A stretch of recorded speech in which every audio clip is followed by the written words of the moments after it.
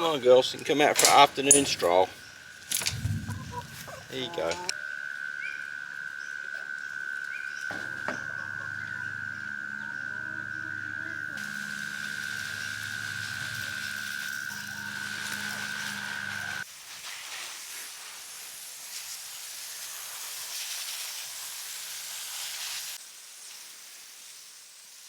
Spring is well and truly here, and the days are warming up and the plants are absolutely loving it. So it's time to get started to build part 2 of my bale and worm farm garden. Yes, my self-sufficient garden. I'm so excited, to be honest. Oi, get out of that. Come on, out of the way. Up you go. Come on. Come on. And my compost worms are going to play a huge role, because what I'm going to do is I'm going to set up a whole new section using the Taj Mahal method, but connecting it to the bale garden. So I'm a bit beyond myself. I'm just extremely happy, and I think you're going to see something truly amazing that I've never done before.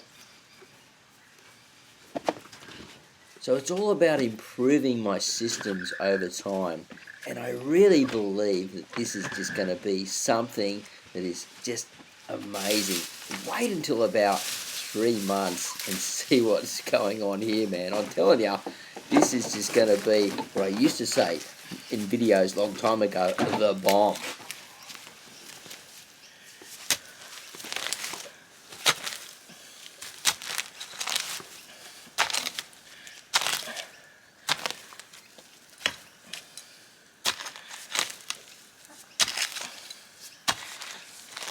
Now, if I help find your worms, you're going to give me eggs, right? That's the deal. Don't get your head chopped off while you're at it.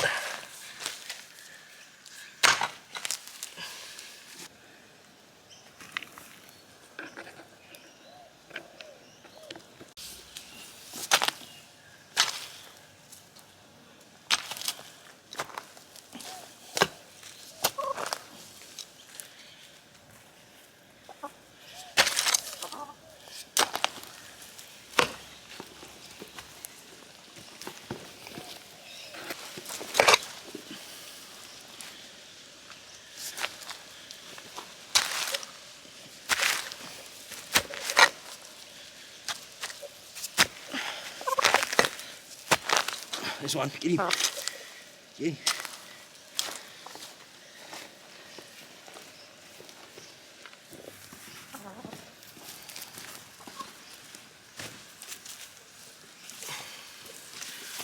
To be honest, most of the time I'm doing this, I'm so worried that they're going to get under the matting, so I keep on moving around from place to place so they don't get underneath me, because the last thing I want to do is hurt one of my girls, but they just love diving in and getting these fresh worms.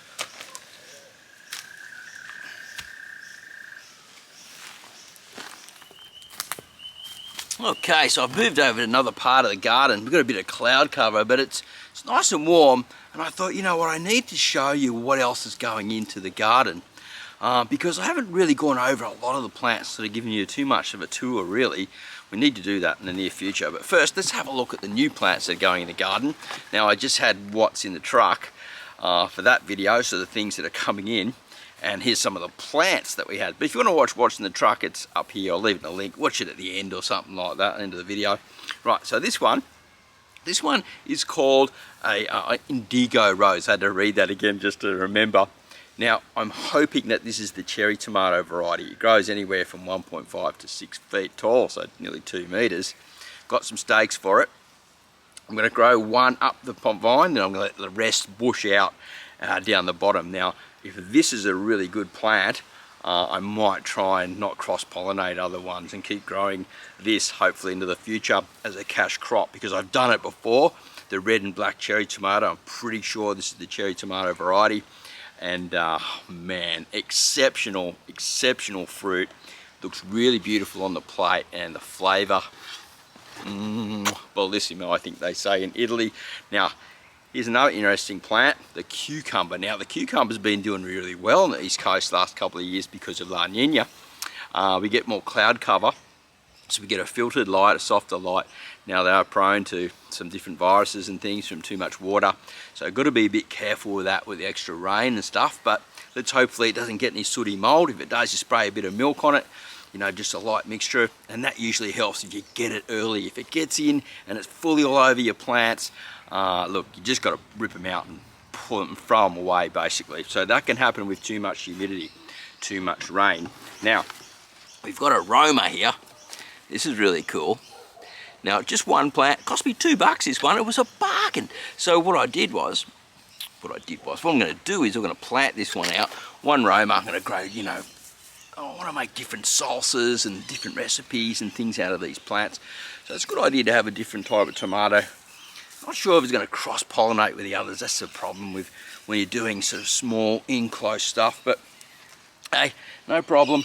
You've got to do what you got to do. Right now, the final plant here, plants I should say, is squash, button squash. Now these grow fantastic out of a bale garden. Like I've got some other zucchinis that have went in. I didn't show you the blackjacks. They've gone in next to the peas and the lettuce and stuff. I'll be spilling out of the bales. These just grow absolutely insane in bale gardens for some reason. They just go mental and you get huge harvests from them. So I'm probably giving a lot of these away. Be more than I can eat there, but you know, the rest you feed to the chickens, give to friends, things like that. So plenty to devour from the button squash. Anyway, let's keep going on in the garden here. And mate, it's an awesome day to grow food. That's what I say. So I've been getting a lot of questions about the what's in the truck video from the Dolomite, which I've got here, which is magnesium and calcium basically. And Dolomite's really a really cheap option. And because it's got the extra magnesium, I like it. And it cost me a bit over $8 just for this 20 kilo bag. And you know, it's going a really long way. It's probably one of the cheapest minerals that I've got that I can buy on the garden that I can use organically. Now, I use it to break up my clay soils and also to bring down acidity in places and to condition my worm farms. But the main thing today, really, I'm not just testing pH or anything like that. Soils from clays are generally a bit more acidic, so that'll break down over time, and I'll be adding more sort of like manures and different things and the worm farm system and so many things to it. The pH is just going to slightly change all the time and hopefully just stay just a little bit acid, which is where I want for tomatoes and things. But what you do is you just grab a handful of this stuff and like that, and you just start covering the soil with it, right? And you just get a light coating, and then you wet it down, break it down a bit more with the Matic, and just do that over a few days. You don't want to go too hard, too quick with it. Just add it slowly, get it right, and make sure that your structure doesn't go too fine. You don't want to break it down so you've got this fine like mix. You want to keep a blocky soil so that way it aerates, it sits on top of each other like blocks, creates little air pockets for the roots to go through and for the oxygen to go through, and you create better drainage that way, and then you're building a soil. So that's what you do with it. Just keep adding it until you think it's right. You can always add a little bit more later, and I always say less is better than more with this stuff. So just do it slowly and you'll find the soil just get more friable and friable over time till it's looking like a beautiful loam, and you'll just be going, wow, that's perfect now.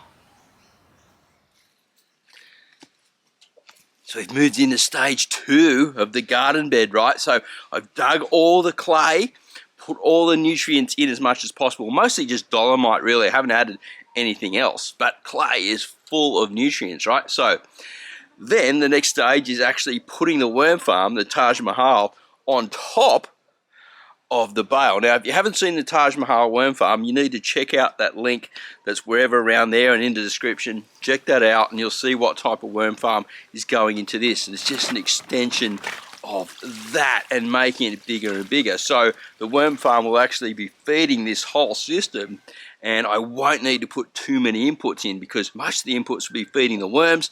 The worms will then be making castings, turning over the carbon, spreading around all the good bacteria and fungi and, you know, microbes and all that great stuff, and leaving the fertilizer behind, which is their little poops that they do called worm castings, which are wonderful stuff. They actually like full of microbes and great nutrients and slow release. So either way, it's a win-win-win. And I'm using all my inputs from the farm and from around the outside and from the chicken manure and all different types of stuff to get this rolling. And what I'll be able to do is I'll be able to actually plant plants underneath the bottom and around the edges of the bales in the garden. And as the bales are breaking down, I'm planting into those. The whole thing will be feeding and producing food really quickly and just getting better and better as it breaks down and the worms get more and more populated, and we'll create one of those worm microbe highways that I was talking about and extend out to the next part of the garden. So stage 2, it's rocking, my friends. It is rocking. It's great to see.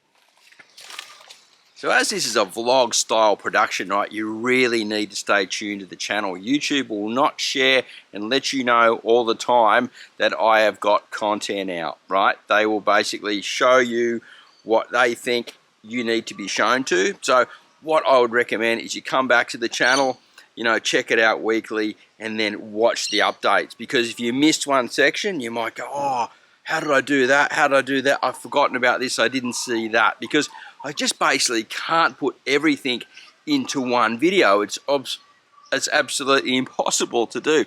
All I can show you is the updates, the progressions, and the way things go. And unfortunately, YouTube doesn't really like that system. The algorithm doesn't work so good with that anymore. So you need to really just be diligent if you want to keep learning and seeing what I'm doing here so you can possibly implement it at your place. So I'm going to be producing a lot more content hopefully in the near future. Big changes, and I'm going to let you know what's coming up in the next video. So keep an eye on the garden bed number 2. I'm going to call that number 2 section. We've still got to plant that out and start that to get ready. And we're just basically waiting for the chicken fence to come through. And once that does, we can really go hardcore because I don't have to worry about the chickens getting in and digging up stuff that I've planted and things like that. All right, so have a great day. Happy gardening. And we'll see you at the next video real soon. Don't forget, man, you've got to come back to the channel. YouTube won't always show you. Bye for now.